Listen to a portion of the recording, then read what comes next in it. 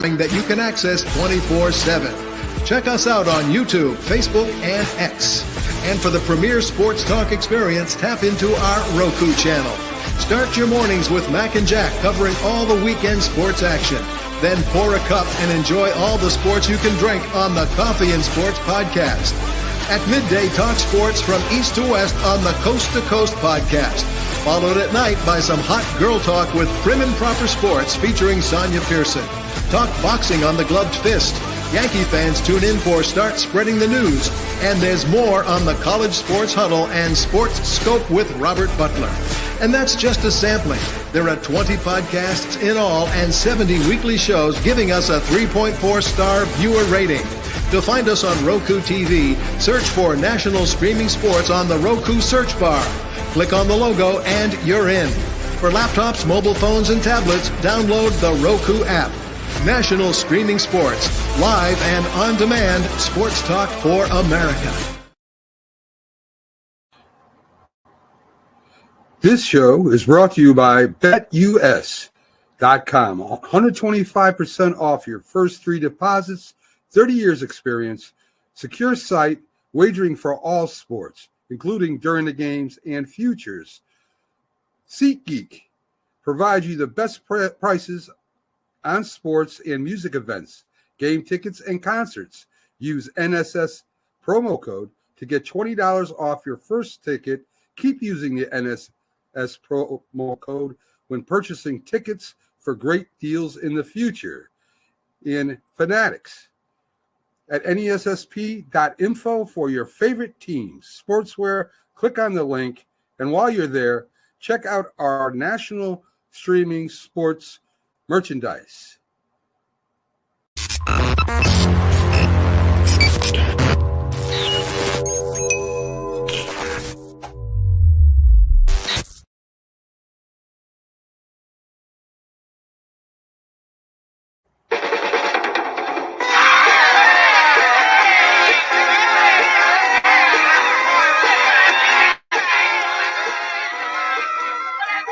Well, we made it through another busy weekend of sports. A lot of things going on. MLB, NFL, even some WNBA that Jack brought my attention to as the New York Liberty did win the championship. But, Jack, I mean, you know, New York had a rough day yesterday. We had the Mets ended up finally losing to the Dodgers. They ended up losing 10-5. Shortstop Tommy Edman with 1 home run and 4 RBIs. Will Smith with a homer. Ohtani 2 for 4 with an RBI. And, you know, the Dodgers winning 6 games. So if you're a Met fan right now, how you feeling, Jack? How you feeling right now? Do you feel okay about this? Or are you upset? Or what are you feeling? I mean, I'm very happy about the season. You have to always be upset, Mac, because no matter how good a team you have, it's so hard to get back to where the Mets were. So hard. Look, the Yankees and Dodgers in the World Series, they've gone to the playoffs year after year after year. Yankees haven't been to the World Series in 15 years. This is their first time back, but they've been in the playoffs virtually every year. And the same with the Dodgers. They've won 1 World Series title since 1988. That was a few years back. And year after year, the Dodgers would get knocked out of the playoffs. So if you can come this close to getting to the World Series, you feel really bad that you don't get over the top. It's not a question of, oh, wait till next year, we're going to be better next year. You can come back and even be better next year and still not go to the World Series. Look at the Philadelphia Phillies, a team that the Mets knocked off. They were built to go to the World Series this year.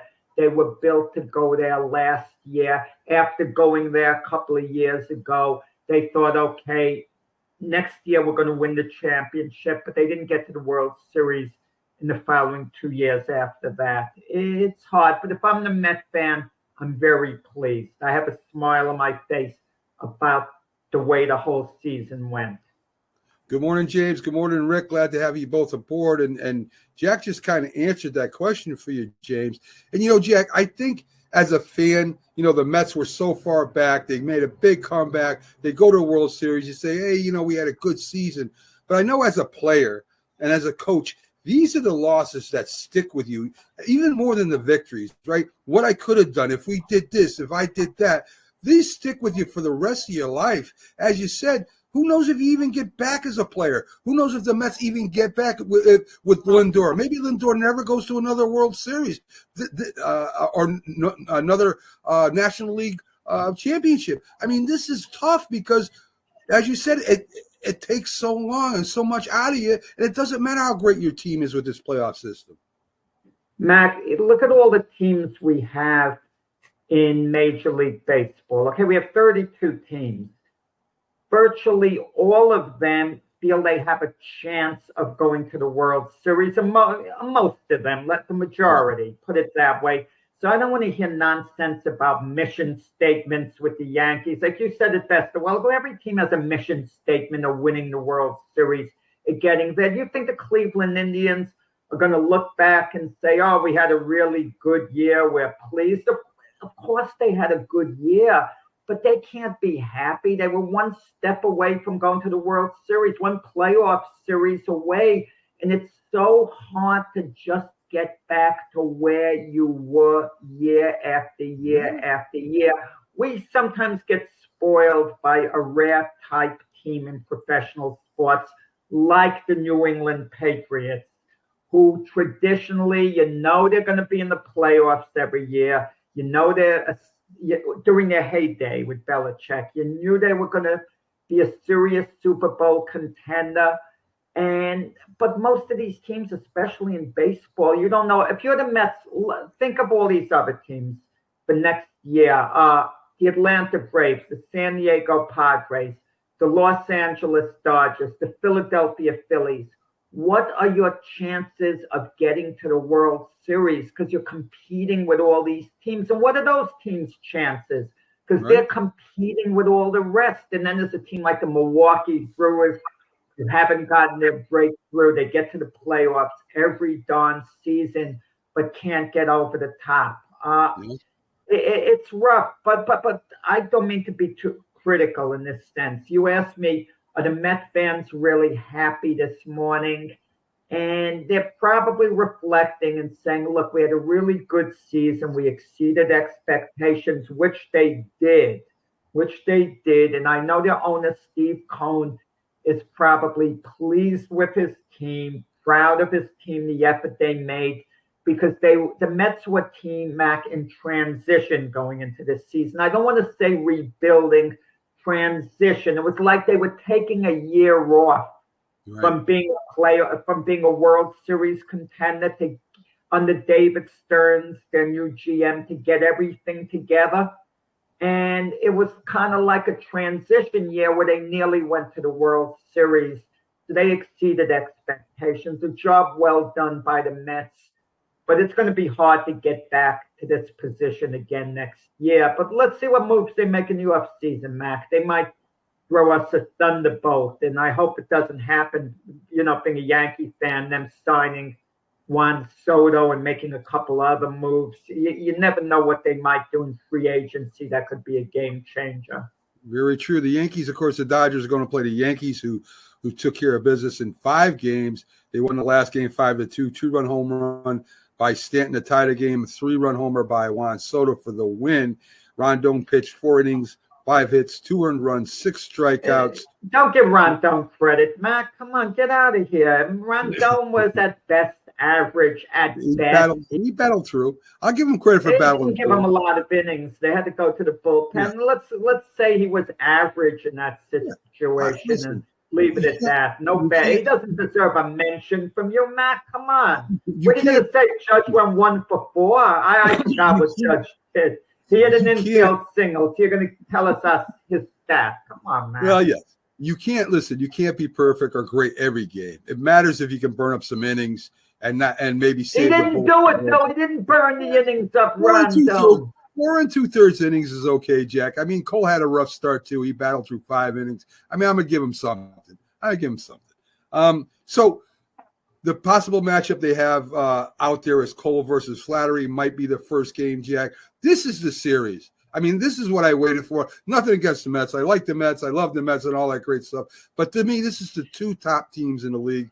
Phillies you could throw in there, but I think these were the two teams that were favored from the beginning to go to the World Series. And I can't remember, Jack, the last time that the two favorites, the two best teams in both leagues, ended up facing each other in the World Series. It's been a while. Yeah, keep in mind, Mac, we talk about the buys in baseball, and I got to call you out on this because you kept saying, oh, I'd rather play straight through. I don't want the time off. Well, the Yankees and Dodgers both had buys, meaning they had to win 2 playoff series as opposed to 3 playoff series. If you weren't given the bye, you had to play 3 playoff series. And when you think of it, the Mets won 2 playoff series. The Indians, and they got eliminated. They won the same amount of playoff series as at this moment as the Dodgers. They do 2 playoff series, but they had to play the extra playoff series. Yeah. So, but with that said, the Yankees, Dodgers, well rested. My mindset was a little off. I was hoping the Mets and Dodgers would go to 7 games. So this way they'd wear out their bullpen for the World Series. But it doesn't work that way because you're given a few days off. Even if it had gone to a 7th game, the Mets and the Dodgers, they don't play till Friday night. The bullpens are going to be very rested come Friday night. The pitching staff's going to be well rested. But you're right in this sense, Mac, when you talk about the players being sharp, having their edge, that little extra time off, it could throw the hitters off a little bit, and the pitchers could lose a little bit sharpness, the starting pitchers. There's no substitute for playing, I agree, and keeping sharp, but I'd rather take the bye and the guaranteed win. So the regular season still means something. That's what you're saying. You need the regular season. You got to get to the playoffs. Obviously, it's important. But with all the playoff rounds, it's so much harder to get to a World Series now than it was years ago. I mean, how do you compare the two? In the past, you'd win the pennant. That's an outdated term to me, pennant. But one representative in the American League, the one with the best record, and one in the National League. But hey, listen, Mac, that's what you have here, with the Dodgers and the Yankees. Teams with the best record in their in their leagues going at it. And the rivalry, too. It's a historical rivalry, even though they haven't played against one another in the World Series since 1981. You look at all the history there.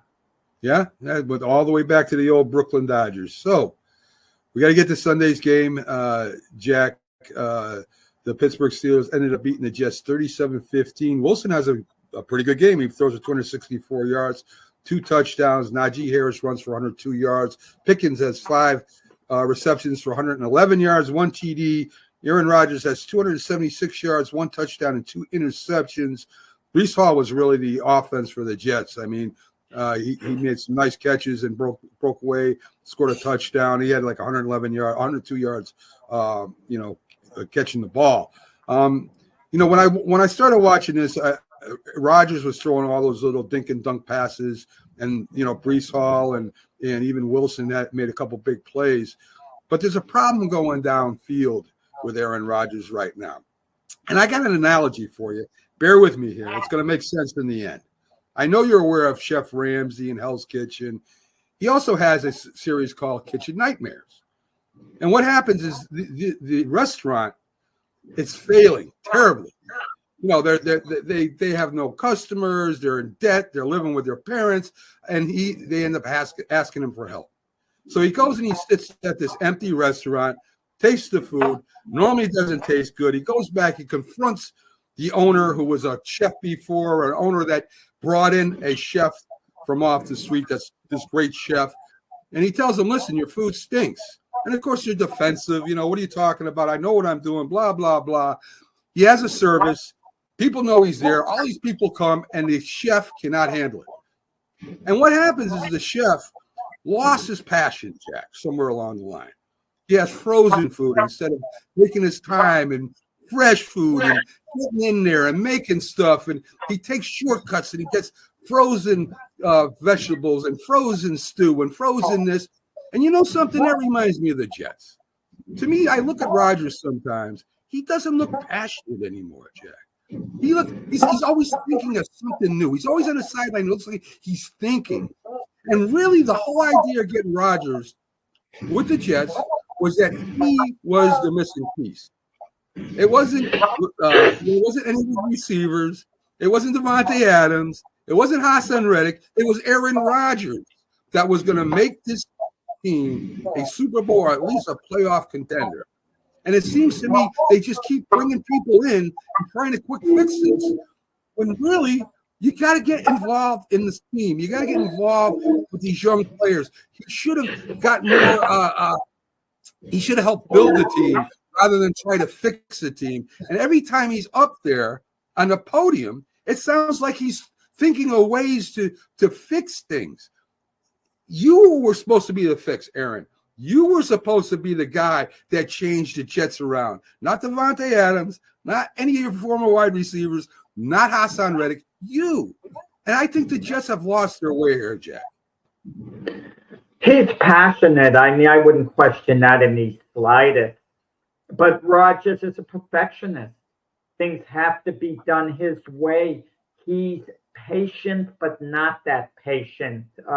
And I think the players around him know it. Look, he's been with certain players for years. And you take Alan Lazard and Devontae Adams, they'll swear by him. And they've had long-term relationships with him. And the other receivers, he expects them to adjust to him. Okay, and if they don't, they can sense a lack of patience. He's still working things out with Garrett Wilson. They're not on bad terms by all indications. But Rodgers has a certain way of quarterbacking that's a little different from other quarterbacks. Other quarterbacks create things more. Aaron Rodgers thinks about exact timing, okay? Exact timing, and he expects the players to get it down pat. And listen, there's fatigue with the Jets going on. There's no denying it. And someone has got to get blamed. They're 2-5. Are we supposed to say it's only a team effort that they're 2-5? Of course it's a team effort that they're 2-5. It's not one particular person, but we always tend to single out one person. Usually it's the head coach, but sometimes it's not the coach. And in the Jets situation, it can't be the coach anymore. They moved on from Robert Salah, and they're 0-2 since then. We're not going to say get rid of Jeff Ulbrich, the interim coach. I mean, that'll be dealt with at the end of the year, who's going to coach the Jets going forward. But right now, you know, you might hear rumors about the Jet things. You might hear nonsense. Oh, get Bill Belichick. Belichick hates the Jets. He hates them with a passion. He's not coming here to be involved with the Jets. I mean, the only way that would happen if it was the absolute last job Belichick can ever get anywhere, and it was his only ticket back into coaching. That would be the only possibilities, and that won't be the case, so forget that. But there's so much fatigue with the Jets now, Mac. I mean, I'm tired of hearing the talk. They don't finish. By the end of the game, they were out of gas. They were looking good when they were up 15-6. And then they get outscored, 31-0 the rest of the way. They can't score in the second half. They move the ball up and down the field with no results. And we're tired of it. Next week, 2-5, they're playing at New England. Can you imagine if the Jets lose to New England, a team they beat handily, a team that's one of the worst teams in the NFL? Jared Mayo called his team out after the loss to Jacksonville, claiming they're soft. They're not putting in the effort. He's appealing to their pride. New England is not going to be a pushover next week, Mac. They're not going to be a pushover. For those of you who are looking at the schedule, it's a gimme for the Jets. They'll win easy again. They beat New England. No big deal. They beat them. Jets better be ready to play a good game. Otherwise, they could lose at New England next week. And can you imagine if that happened and they go to 2-6? I don't want to say the season's over. It's easy to say that. They're 2-5. They've lost their last 4. You take it 1 week at a time, and then you see what your situation is. You don't worry about the big picture if you're the Jets.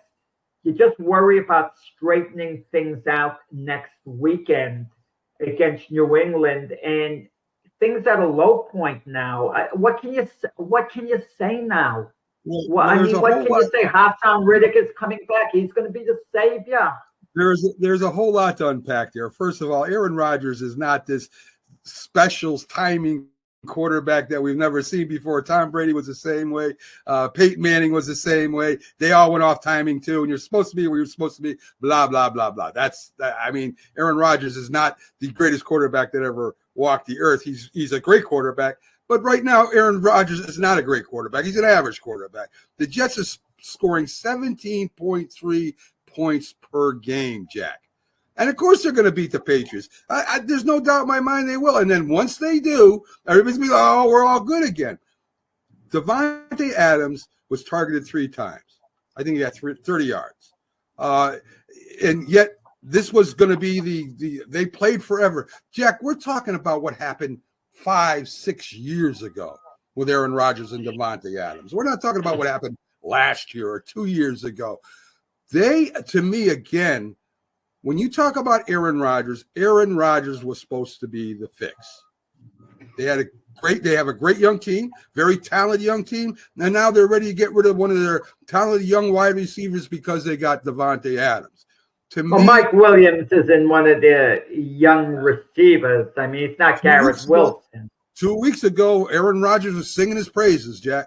So that's all I know. So now this week, since we got Davante Adams, well, you know, he's not as good as Davante, so we got to get rid of him. And he was making catches a couple of weeks ago. Now Richard said maybe he shouldn't. No, Mike Williams wasn't. Rodgers called him out for not running the correct route against the Vikings at the end of the game that led to the interception. Yes, I remember. You are correct there. Richard Collins said about Egypt. There's a lot more going on there than Egypt. And I don't understand what James is saying here. I don't want to hear that Russell's first game was better than Rodgers' whole season so far. I don't even know what that means. I know there's a lot of fatigue going on with the Jets. I could point back to a couple of games they could have easily won. That Zerline, their field goal kicker, hurt him in those games. Had he made those kicks, I could be arguing, well, the Jets could have been 4-3, and then we would be a completely different narrative, the way we'd be looking at it, the way Rodgers and the rest were playing. I could do that. There's a lot of fatigue. No excuses now, but Mac, I'm not throwing in the towel. I'm not looking at the season. I'm looking at it 1 week at a time. I don't want to hear excuses. I don't want to hear talks Rodgers saying about accountability, because the accountability, meaning the whole team, I mean, it has been subpar. The defense has been extremely good at times, but then they've had their lapses during the games as well. All in all, their defense has been good, not great, good. And this is a defense that potentially could be great. So you're taking a defense that you thought was great, and they've been only good. And that's not quite acceptable. You can only hold up for so long, Jack. You can only hold up maybe first half, 3 quarters. And if your offense is going 3 and out all the time, I mean, it's going to wear you down eventually. You can't. The Jets aren't like we talked about this before. They're not the 2001 Ravens. They're not the '85 Bears. They're not that type of defense. They're really not. They're a very good defense, a stout defense, but they're going to get worn down at the end of the game. And all I'm saying, and then we'll move on, is to me, they're trying to take shortcuts here. They're throwing everything at it, and they're going to be. Listen, every team could say a lot of things. If this happened, if that happened, we could be this, we could be that. I think the Jets easily beat the Patriots next week. You're not going to hear anything. Then the schedule gets tough again. And I'm not saying it's over either yet. That's up to the Jets. That's up to whatever team. Yeah. Okay. Yeah. I mean, there's nothing to really say. To lose that badly to the Steelers ultimately, points-wise. I mean, losing by 22 points wasn't a reflection of how close the game was most of the way, because it just went 15-6. Things were looking good. The Steelers, the Steelers just came back on them. They would dink and dunk. The Jets did get pressure on Russell Wilson. He would dump the ball off and, have a lot of success that way. Going with Pickett's, like the long pass, I could overanalyze the game all I wanted, but it's just the Jets were having some problems against the run again. It's just too many, things were happening, too many inconsistencies. The biggest one of all was the inability to finish on offense. Drives kept getting stalling. They would move the ball, show potential on offense, and then it would just come zip. It would all of a sudden abruptly stop.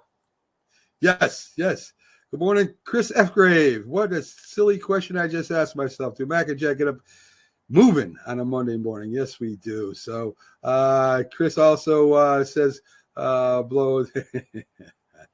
Oh, Jack. I'm not giving up on the season. I mean, I said a moment ago I wasn't going to look at the big picture, take it 1 week at a time. But hypothetically speaking, the Jets are a couple of games out of a wild card slot type position. You never know what's going to happen. Take it 1 week at a time. Because if the Buffalo Bills, by some chance, hit a really bad patch, they're the only team ahead of the Jets in that division. But the way the Jets are playing now, wow, are they even going to have a winning record, Mac? They're 2-5. Can you imagine? Are they going to be 7-10 again? Can you imagine? If they are, I don't know what you do. They could go 5-5 the rest of the way and finish at 7-10, and we won't be able to blame that on injuries. I mean, the way it looks now. I mean, man, oh man, this season is such a disappointment. Well, Jack, we're all here for you. We're here to let all that out and I'm not giving up on the year yet, but I can't have any excuses. I hope not. You're not supposed to. So the Jags right the ship with a lot of abandon. Yesterday, which was Brees Hall was a bright spot. He's back the way he was. This is your New York Jet hour. The Jags, Jack, they beat the Patriots as Trevor Lawrence kind of gets it going, 15 for 20, 193 yards. Tank Bigsby, 26 carries, 118 yards. And, listen, the Patriots didn't look good, especially near the end as the Jags pulled away. So the Jags will still be in America, I think. They won't be taken away and stuck in London or wherever the hell they were at. Drake May did play well for New England, okay? I mean, he showed promise for the second week in a row since he began starting. So that's a good sign. So even with the season going the way it is and the way the season's probably going to continue to go for New England, even though they're going to have all these losses and they're going to have a lousy record when all is said and done, they're going to look back on the season, and if Drake May keeps progressing, there's going to be optimism in New England because of that. So Seattle surprises Atlanta 34-14. Geno Smith throws for a couple touchdowns. Metcalf has a decent game, 99 yards and 1 TD. Kirk Cousins, 2 interceptions, Jack. Cousins one game, as James said last night on NFL Download, throws for 509 yards and 5 touchdowns. The next game, he can't throw a touchdown. He throws interceptions. Maybe he's still hurt. Maybe he's not. I'll tell you right now, Seattle's in first place, Jack. Yeah, it was kind of a statement game for Seattle. They lost 3 in a row after winning the first 3, but they send the message that they're still a playoff caliber team. And Michael Penix saw the field actually for the Falcons with a few minutes left to throw a couple of. I mean, he came in for like 7 plays, 6 handoffs, and then he threw a 14-yard completion. But was interesting. The Falcons were down by 3 touchdowns. There was still a tiny glimmer of hope. Maybe you could get back in the game. You're down, 20 points is a lot. Realistically, you're not going to come back. But who knows? You keep your start in. And if it was Mahomes in there, for example, they wouldn't have taken him out 20 points down with 4.5 minutes. They would have hoped he'd get a quick touchdown. Then their defense could have stopped, and they could have scored again and gotten an onside kick. You're hoping for that little miracle over there. But I guess the Falcons threw in the towel there, and they wanted Penix to get a little action, finally see the field, and he did. There you go. Buffalo comes back as Tennessee jumps out. I think it was 10-3. Josh Allen comes back, throws for 323 yards, 2 touchdowns. He hasn't thrown an interception yet, Jack. 15 touchdowns, no interceptions. Ray Davis gets a touchdown. Cook with a touchdown. Cooper with a touchdown. Coleman with 125 yards and receiving. And Tennessee takes it on the chin, Jack, 34-10. Sluggish start by Buffalo during the game, and then they turned it on. There are problems at Tennessee. Good defense there, but they're like as good as they are on defense, even worse on offense. I would agree with that. Cleveland makes it kind of close, 21-14. Burrows throws for a couple touchdowns. Watson's taken out. It looks like he's out for the season with a ACL or ECL. Fans were actually kind of cheering that he got taken off. They were yelling, "It's good for you," and about time and stuff like that. A couple of Cleveland Brown players. Was it Winston went out? I think the defensive end went out and said you ought to be ashamed of yourself. And it's just a bad situation in Cleveland. Jameis Winston talked about it after the game, how disappointed he was in the fans. I don't want to hear anyone say that the Cleveland Brown fans are amongst the best, in the world, because they're not. Shame on them. A guy gets injured. He's being carted out and you're cheering. I mean, what lousy fans at Cleveland. The Cleveland Brown fans now are amongst the worst fans in sports to act that way. Player gets injured and you're cheering. You're actually cheering. And I don't want to hear, well, he had off the field issues. Look at the way he acted. I guarantee you, if he threw a lot of touchdown passes, you wouldn't care about his off-the-field issues if you're a Cleveland Brown fan. You just wanted to win. And Watson's been playing lousy. Let's be honest about it. So you're going to cheer when he gets injured and he's being carted off? Disgusting. And good for Jameis Winston to call the fans out the way he did. Yeah, Rich, listen. I think the Giants fans are definitely going to boo Barkley. I wouldn't. Personally, I wouldn't have booed Barkley. But there was also cheers for him, too. Fans are what fans are. I mean, they go there, they express their feelings for whatever they feel. I mean, Barkley, you could say Barkley wanted out. You could say the Giants could have signed Barkley if they really wanted to. I'm not sure what happened there. All I know is from what I saw on Hard Knocks was that they really didn't try hard to sign Barkley. They could have done that much earlier. And Barkley kind of said, "Sayonara, I'll go play for a team that's better than yours." And listen, I mean, they have more money. That was the issue. Better than them. The Giants told Barkley, go out and test the market. See what you can get. They were hoping the Giants were hoping Barkley wasn't going to get an offer that was going to clearly exceed what they wanted to pay. And when he did get that offer, they weren't willing to match it.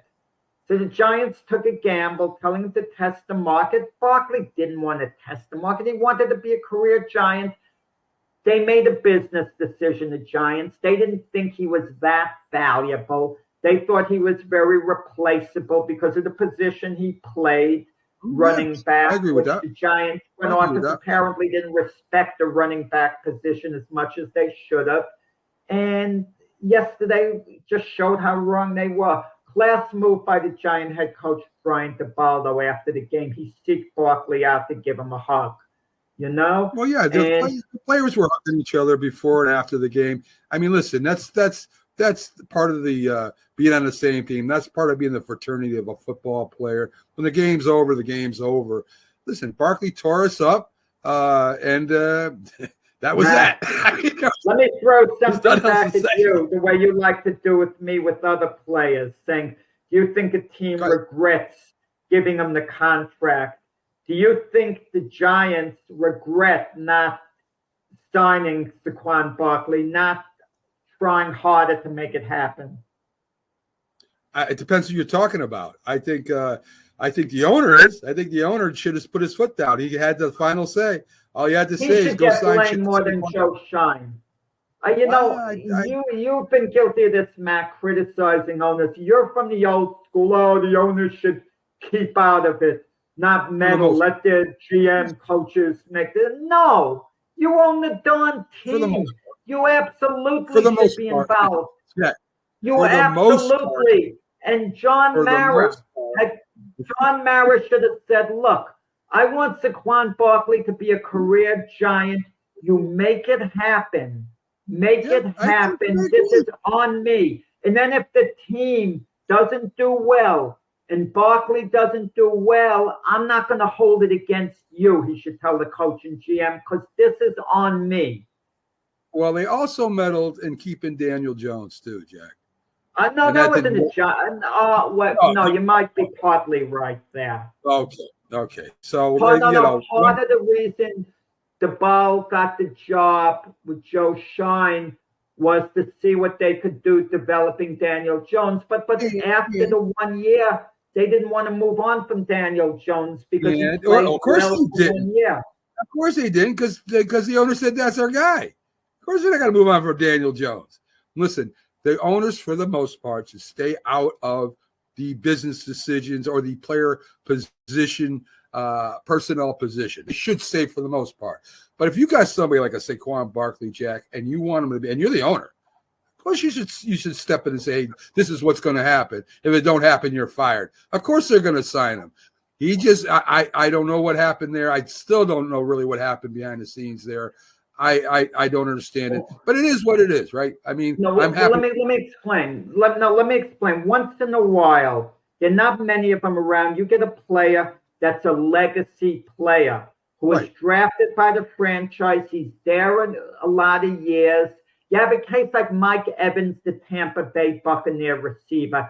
You want him to be there for his whole career. He's more than just a player that produces on the field. He's a legacy for the organization, Mac. He's a legacy. Barkley should have been a career Giant. He should have been a legacy player who, when his career's over, does public appearances for the Giants, is involved with the organization. And they moved on from a legacy player when the legacy player could still produce on the field. That's what even made it worse. I'm not disagreeing with anything you said there, Jack. Nothing at all. Where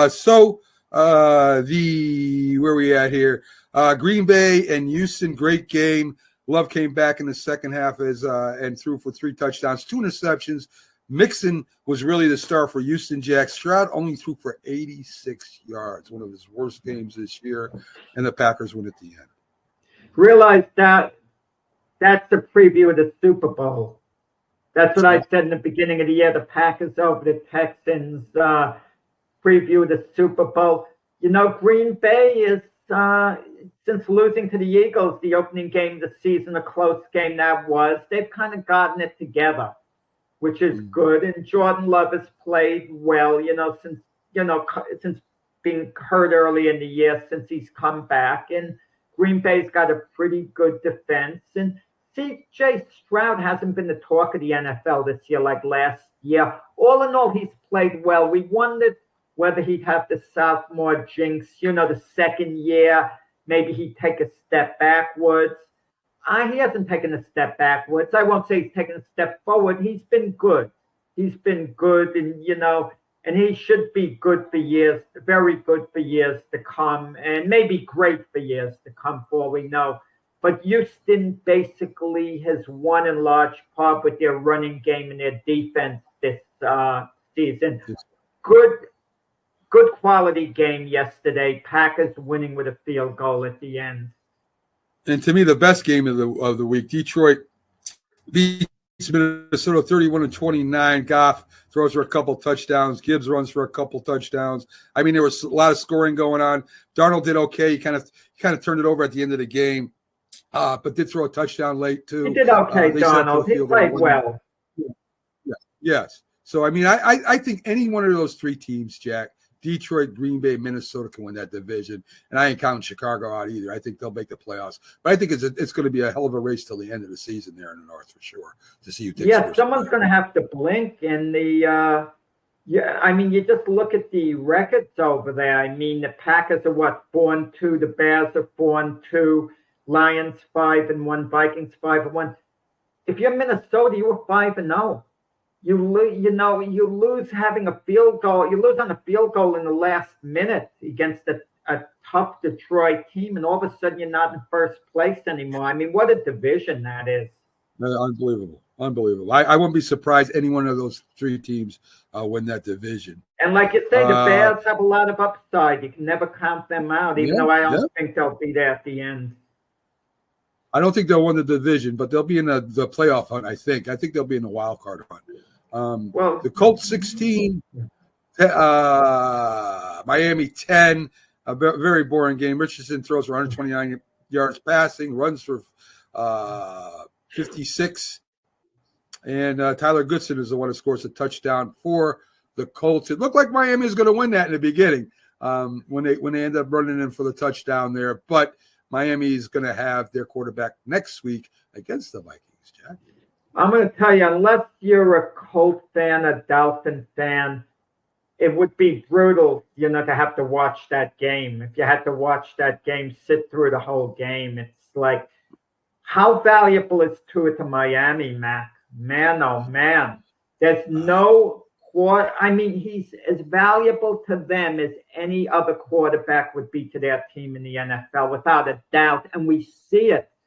They've lost, a game yesterday, if Tua was in, there's a good chance they win the game. I mean, we never know what would have happened. Then the Colts would have opened the game up a little more. So you never know. I understand that. But man, oh man, has Miami fallen since Tua went out. And they went from one of the more charismatic offenses in the NFL to one of the most boring. I'm telling you. And Anthony Richardson, okay, at least he played a conservative game yesterday. They didn't show much on offense, but they got the win, and he's still a work in progress. And you want Anthony Richardson to be more than just stay healthy. That's what we think, just stay healthy. He's got to develop, obviously. No doubt. Talking about a terrible game, of course, I already mentioned the Giants get killed by the Eagles. Barkley runs for 177 yards and didn't play the fourth quarter. That could have been 200-something yards for Barkley. Let me tell you, had he played the fourth quarter, Mac, he would have set a record. As it turned out, he came in second in this of all time. A player who was traded and came back and played his first game against the team that traded him the most yardage in a game. There was a little controversy. I don't know. I know you saw the game. Deontay Banks reportedly I didn't see it, whiffed on a couple of tackles. Once with Jalen Hurts, he could have tackled him and kind of just let him go by. And one of the coaches was yelling at Deontay Banks from the sideline, really mad at him. And even Brian DeBow wasn't defending him. He said, we're going to keep it in-house. We're going to, look at the game film and this and that. DeBow handled it the right way, during the post-game conference. But if Deontay Banks wasn't putting out late in the game like that, man, oh man, that is not good.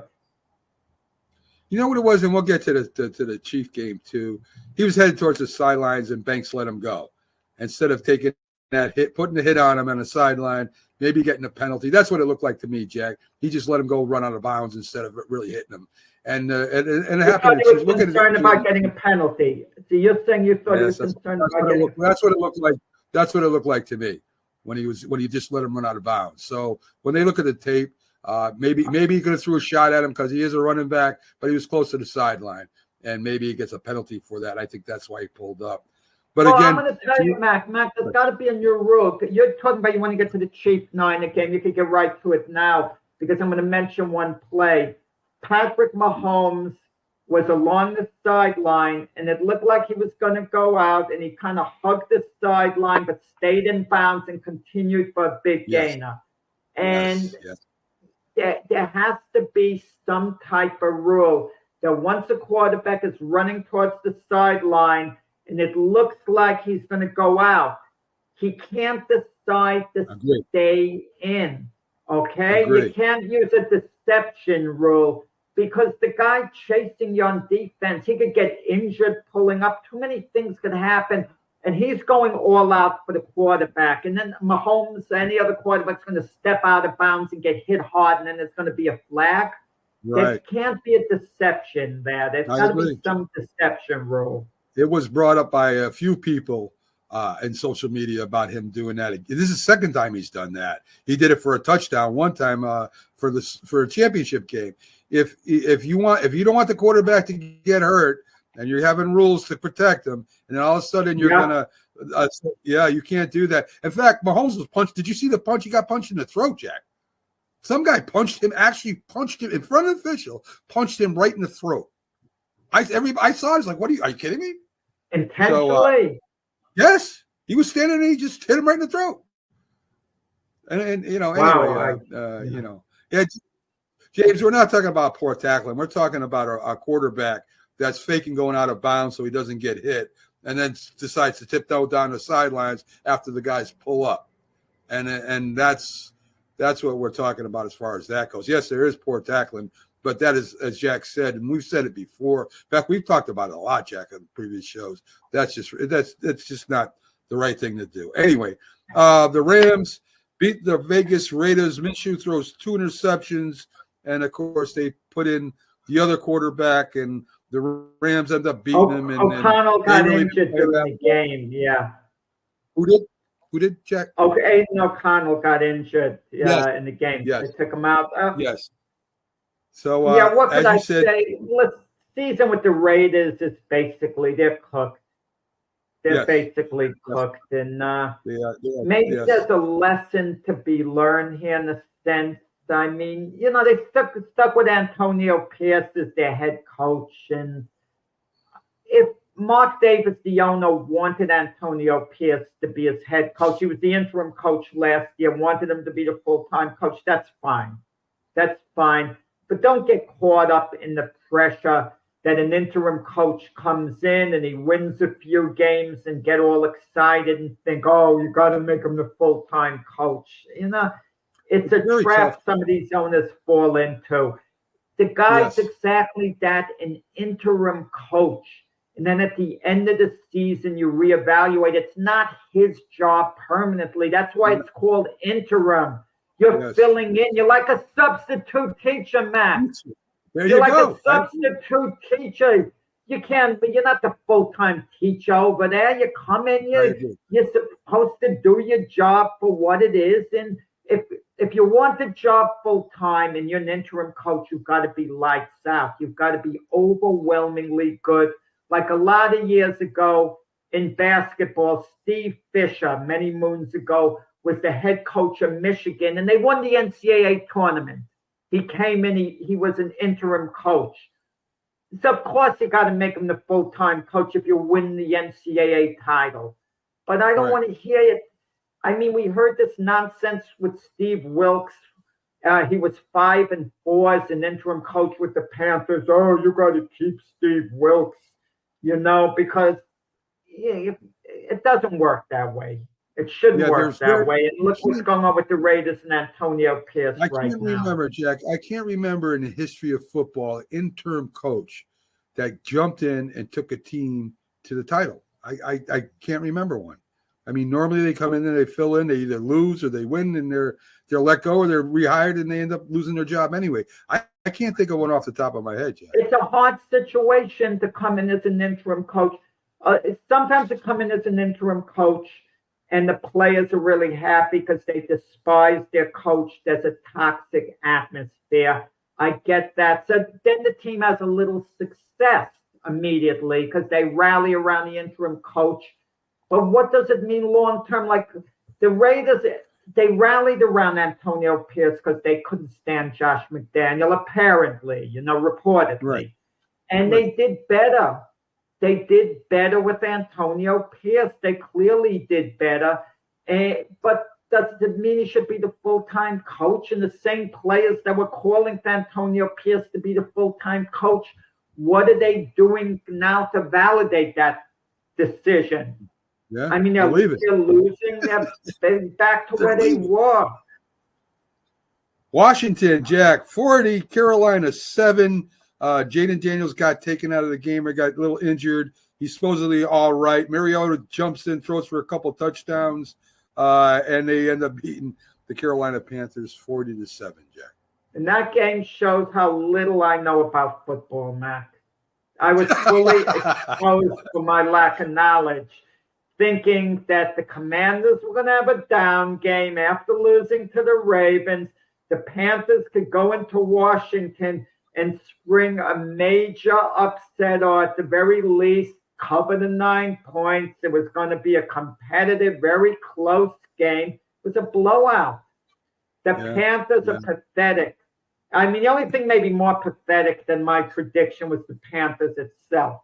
They were pathetic. I was pathetic in the prediction. But Bryce Young finally saw the field again, Mac. He threw two passes for -4 yards. I saw he lost yards going 2 for 2. How do you lose yardage going 2 for 2?